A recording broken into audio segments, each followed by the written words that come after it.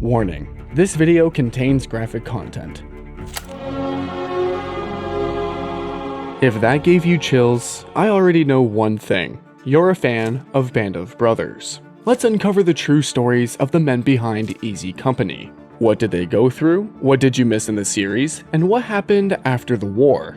In this compilation video, we will be covering Dick Winters, Lewis Nixon, Carwood Lipton, Bill Guarnere, Joe Toye, Babe Heffron, Don Malarkey, Shifty Powers, and George Luz. We start with the most famous one of them all. Richard Winters was born on January 21st, 1918 in Ephrata, Pennsylvania. He was portrayed by the British actor Damian Lewis in the series. He studied economics at Franklin and Marshall College and enlisted in the US Army in 1941. After completing Officer Candidate School, he was assigned to Easy Company, 506th Parachute Infantry Regiment, 101st Airborne Division. Winters parachuted into Normandy on D-Day and quickly assumed command of Easy Company after the original commanding officer was killed. He led a daring assault on German artillery at Brecourt Manor, a textbook maneuver that's still studied at military academies today. After surviving D-Day, Dick Winters made himself a quiet promise. If I make it out of this war, I'll find a quiet piece of land someplace and spend the rest of my life in peace. And he did. For decades, Winters lived a quiet life on a Pennsylvania farm, far from battlefields, just as he intended. Throughout the European campaign, in Normandy, the Netherlands, Bastogne, and Germany, Winters consistently demonstrated calm leadership, tactical skill, and deep loyalty to his men. He was promoted to major before the end of the war. After the war, Winters returned to civilian life and worked in business. He eventually settled on a farm in Pennsylvania, avoiding the spotlight for decades. It wasn't until historian Stephen Ambrose published Band of Brothers that Winters became widely known to the public. Even then, he remained humble, often saying he wasn't a hero. In his own words, "I cherish the memories of a question my grandson asked me the other day when he said, 'Grandpa, were you a hero in the war?' Grandpa said no.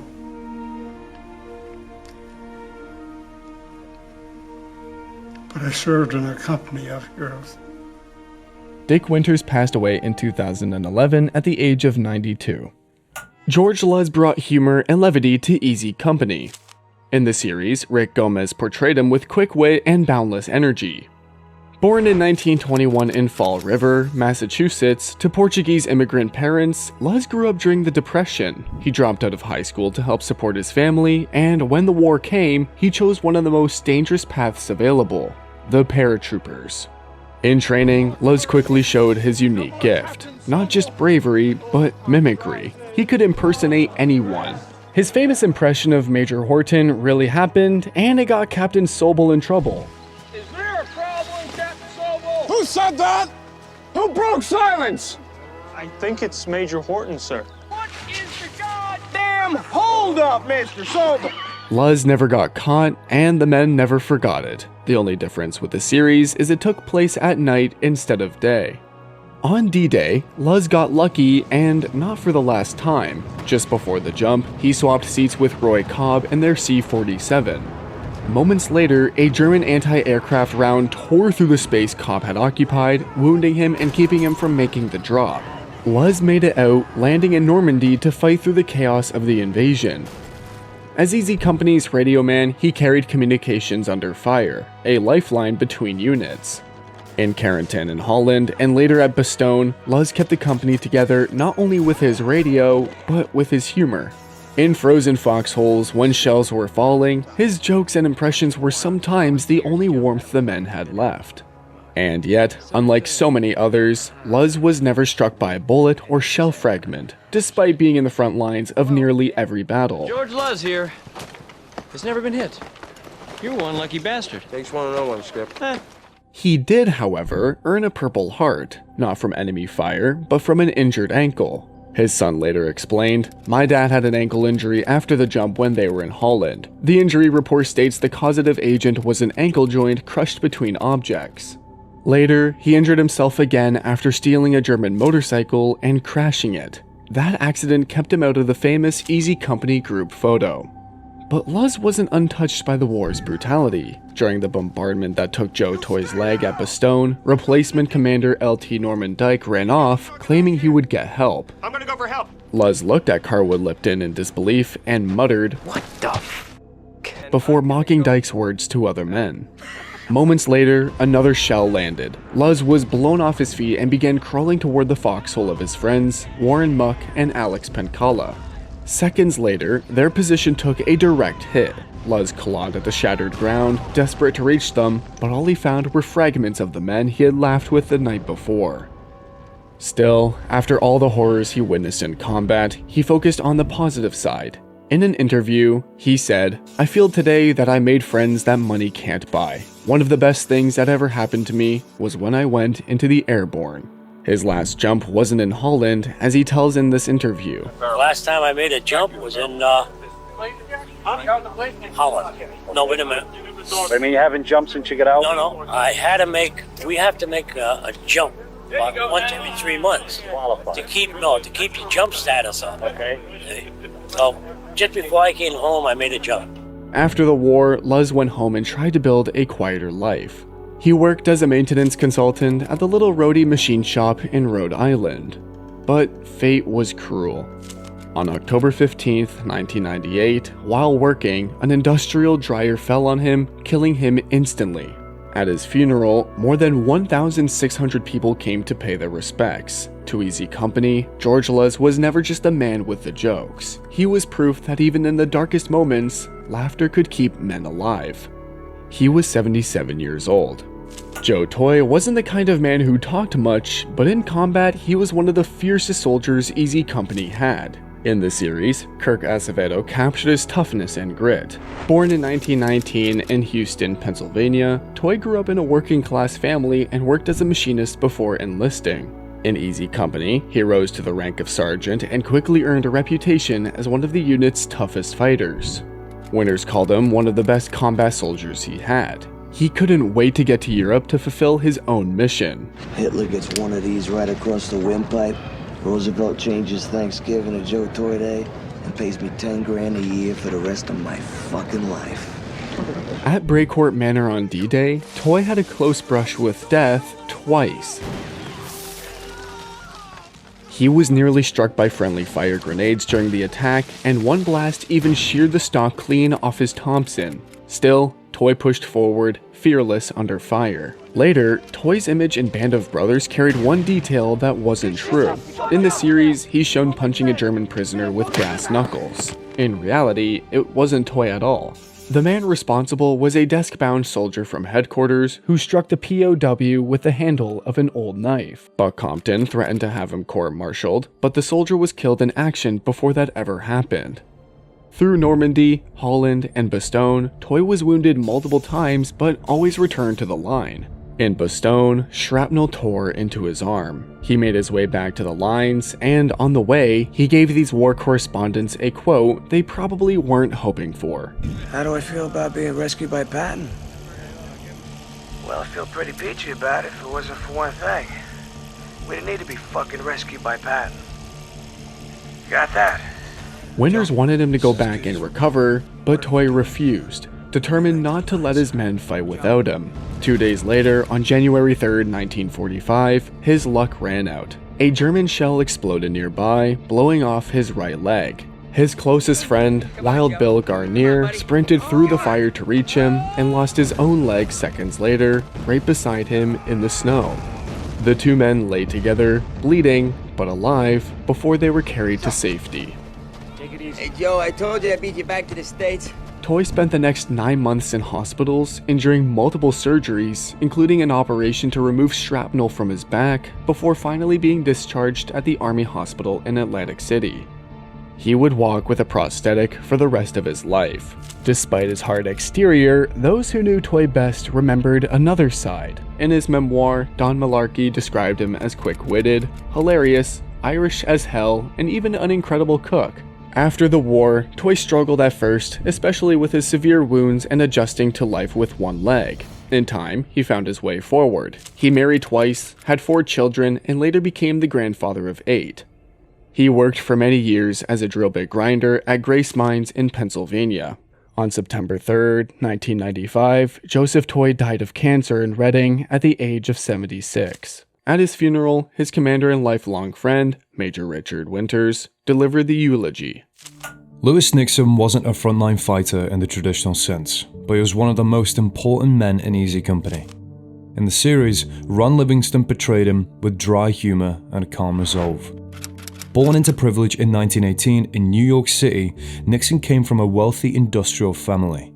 He went to Yale, spoke fluent Japanese, and had every opportunity to stay far from combat. But instead, he chose to join one of the most dangerous units the US Army had to offer, the paratroopers.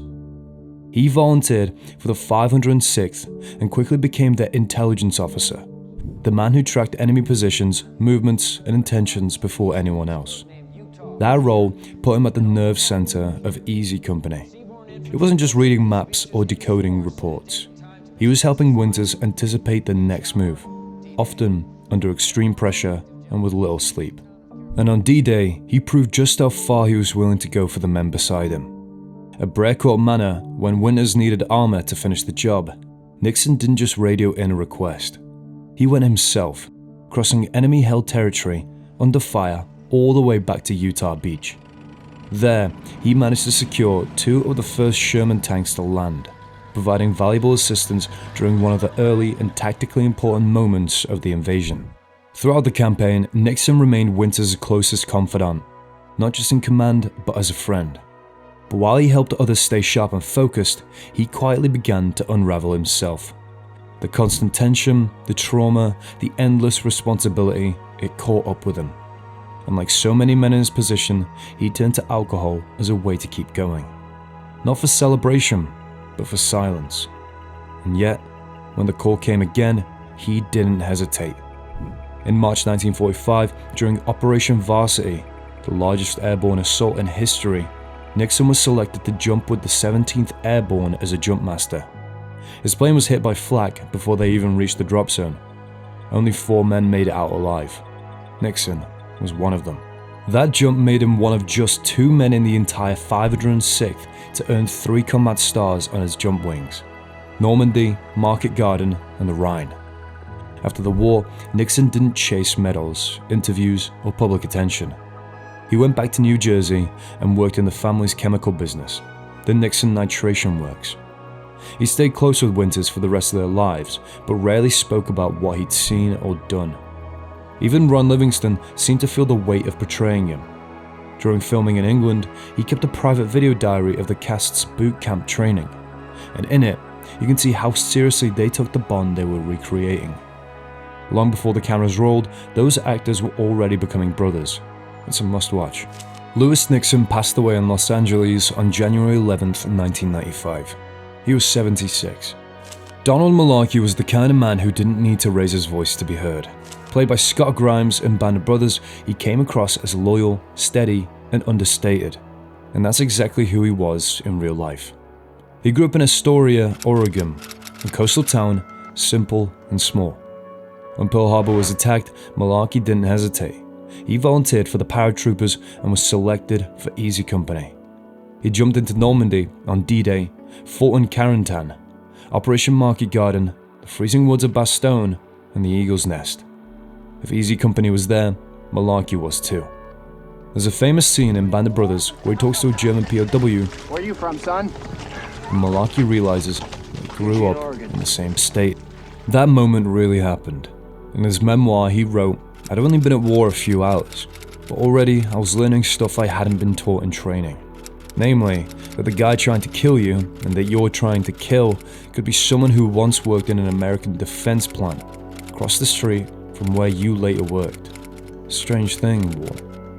Malarkey wasn't the loudest voice in the company, but he had one of the biggest hearts. He was never one to complain. Even when injured, he stayed quiet.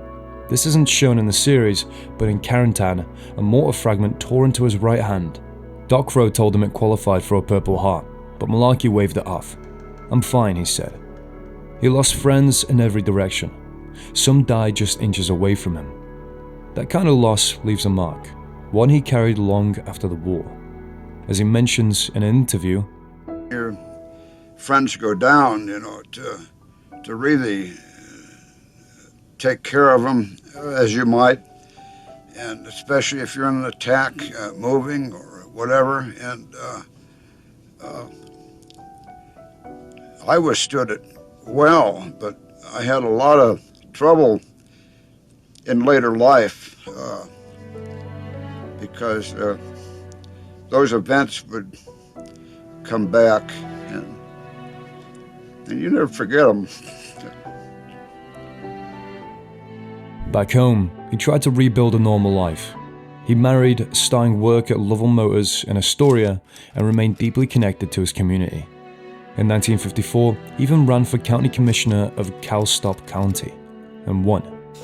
Later, he moved to Portland, built a life in insurance and real estate, and raised a family.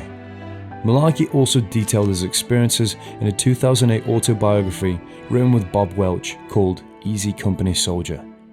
Donald Malarkey passed away on September 30th, 2017, in Salem, Oregon. He was 96 years old. Carwood Lipton was the calm in the chaos. Donnie Wahlberg portrayed him with quiet strength and composure, and every part of that performance was earned. Lipton was born in West Virginia in 1920, raised in a working-class family that valued grit over glory. He was one of the Toye originals of Easy Company.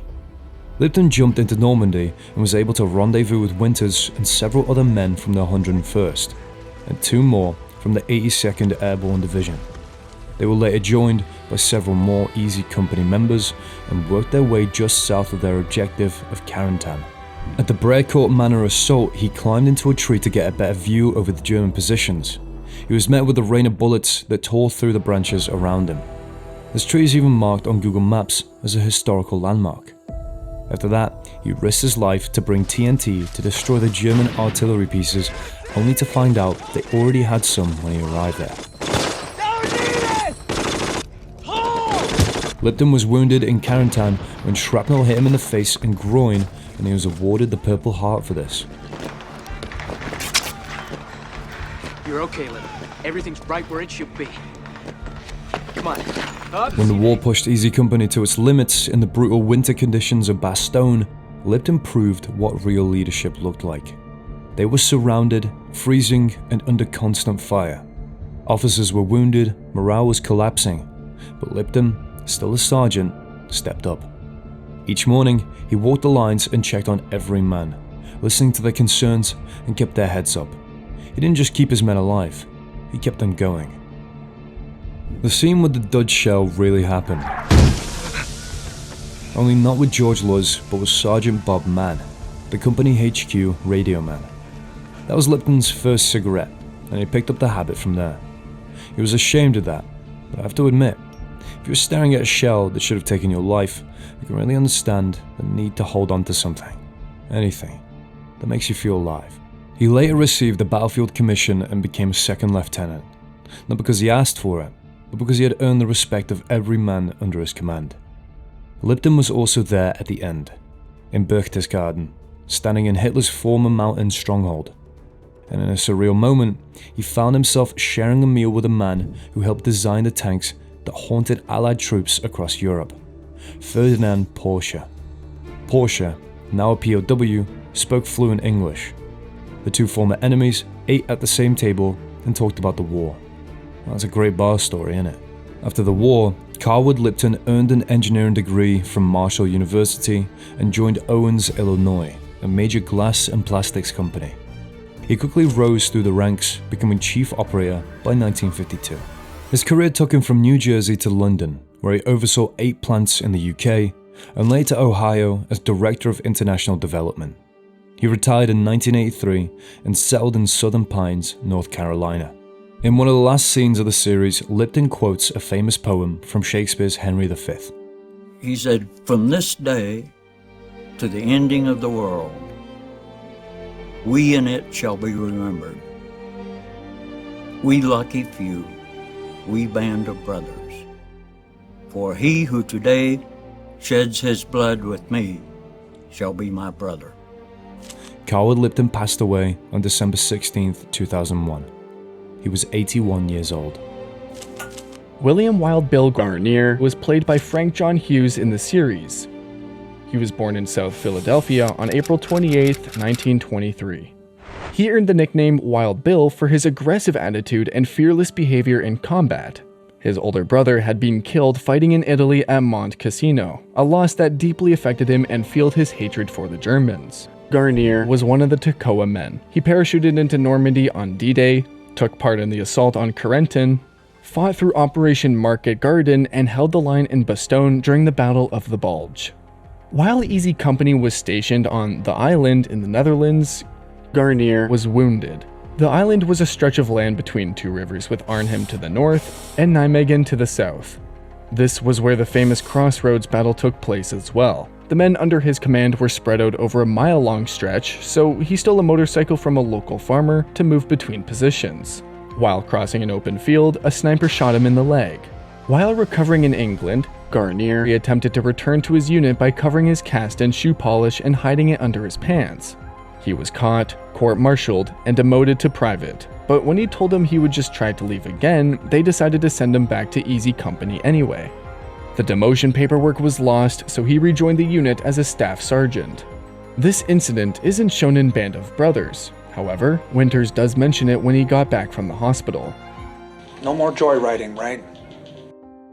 In January 1945, during the fighting near Foy, he was severely wounded while trying to help his close friend Joe Toye, who had just lost a leg. A German artillery shell took off part of Guarnere's right leg. He was evacuated, but survived. After the war, Guarnere returned to Philadelphia. He worked various jobs, remained active in the veterans community, and co-authored the book Brothers in Battle, Best of Friends with fellow paratrooper Babe Heffron. He passed away in 2014 at the age of 90.